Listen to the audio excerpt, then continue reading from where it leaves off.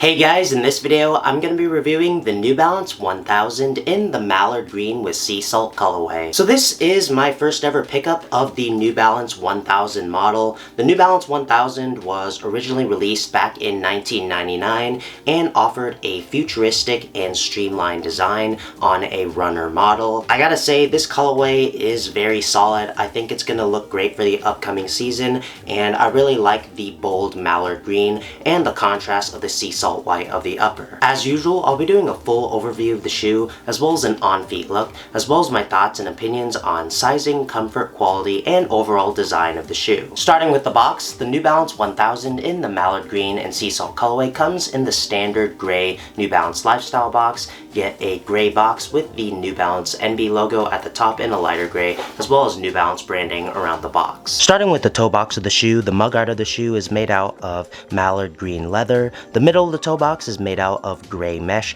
with a diamond stitch pattern on top. On the medial side of the mudguard of the shoe, you get an accent of sea salt white that's stitched on, and on the lateral side of the shoe, you get a synthetic panel of sea salt white material that is accented inside of the leather. Moving on towards the side of the shoe, you get a big panel of Mallard Green suede, as well as a long accent of sea salt white that's stitched on. You also have New Balance 1000 branding stitched on in green. You get a continuation of the gray mesh panel, continuing with that diamond pattern stitched on top of it. In the very middle of the shoe, you get the New Balance N logo in a translucent plastic that's a combination of sea salt white as well as a green outline. The top of the side of the shoe consists of some tumbled sea salt white leather with stitched accents, and the lace eyelets of the shoes are made out of a sea salt white textile material. Moving towards the ankle area of the shoe, you get a continuation of the sea salt white tumbled leather, a continuation of the gray mesh, more panels of the Mallard Green suede, as well as a panel of Mallard Green mesh, also in the same diamond stitch pattern. Near the back of the shoe, you get a new panel of Mallard Green leather with an accent of sea salt white synthetic material. Moving towards the very back of the shoe, you get a panel of sea salt white mesh with the New Balance N logo stitched on it in black. You get a continuation of the Mallard Green leather, more panels of the sea salt white mesh, another panel of that gray mesh, as well as New Balance branding stitched on in black, as well as a continuation of the Mallard Green suede with 1000 branding stitched on in black, as well as an accent of sea salt white that's stitched on. And at the top of the back of the midsole, you get Absorb branding in green. And the medial side of the shoe is pretty much the same as the lateral side of the shoe in terms of color and materials. It does lack the 1000 branding as well as the stitched accent. The shoes come with one set of thick white rope laces, and those laces weave on top of a sea salt white mesh tongue, and at the top of the tongue you get a panel of tumbled sea salt white leather, as well as a textile pattern in green, white, and black with New Balance 1000 branding, as well as the New Balance N logo in black. The back of the tongue and the ankle area of the shoe are lined in a white textile material, and an interesting design choice I noticed on the New Balance 1000 is this addition of cushioning in the back heel area of the shoe. Like, this is kind of detached from the regular back of the heel. I don't know if the camera can really pick it up. As you can see, it's like an additional thing that's stitched on in the back ankle area of the shoe,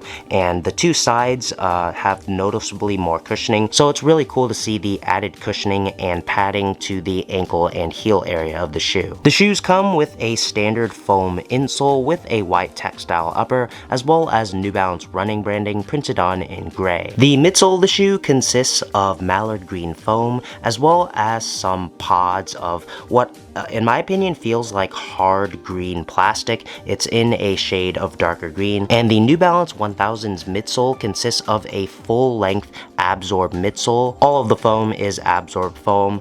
Absorb is one of New Balance's proprietary foam cushioning technologies that provides the user a great combination of both softness and compression resistance. And lastly, moving on towards the outsole of the shoe, you get the standard New Balance 1000 outsole with black rubbers, as well as New Balance branding in sea salt white, as well as some exposed Absorb foam. And in the very middle of the shoe, you get a green plastic stability web cage.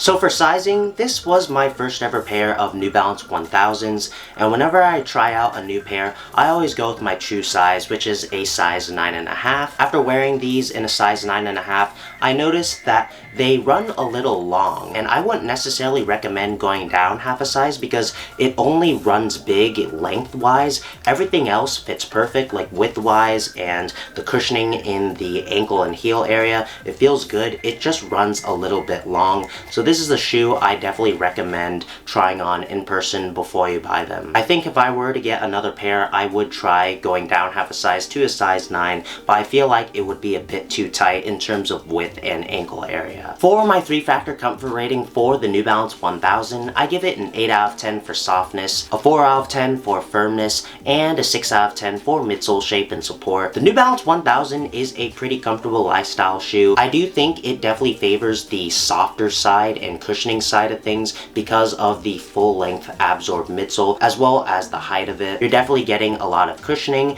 and if you prefer a more softer or squishier shoe, you definitely like the 1000. The midsole shape is just above average in my opinion. I feel like the overall shape is pretty solid, but it does lack a bit in arch support. As I showed in the insoles were really flat and didn't have any arch support, like say for the 992 or 993. Otherwise, it's a pretty comfortable lifestyle shoe, and I can see myself wearing this for long periods of time. In terms of quality, I thought this pair was pretty solid given the fact that it was an Asian made shoe. It is made in Vietnam. I feel like the cuts of suede were pretty good given the fact that it is an Asian made shoe. It's only $150, which is like a mid-range New Balance. The suedes were nice and soft. The leathers were surprisingly pretty solid. I was expecting them to feel worse, but they actually feel pretty good. They were pretty nice and soft. Of course, it's nothing compared to the leathers you'd find in Main USA or Main UK shoes, but of course this is only a $150 Asian made shoe, and I didn't really have any craftsmanship issues. I think this colorway is pretty solid for the 1000. I feel like it's a perfect middle ground between the other two colorways it released alongside. There was like an all gray silver pair, which was very plain and monochromatic, and then there was like the pink, green, and tan pair that was really loud that actually sold out pretty fast. But this pair I feel like is a nice middle ground between a neutral tone pair as well as a loud pair. I feel like this shoe is going to look good in the fall season. Other than the inconsistent sizing and the lack of arch support, I do think the shoe is pretty comfortable, and I'm excited to wear the 1000 model more. So that's going to do it for this video. Like and subscribe if you enjoyed. Follow me on my socials. Check out the Intelligent site for more New Balance content and guides. If you really love the review, please consider leaving a super thanks in the tip jar below, and thanks for watching.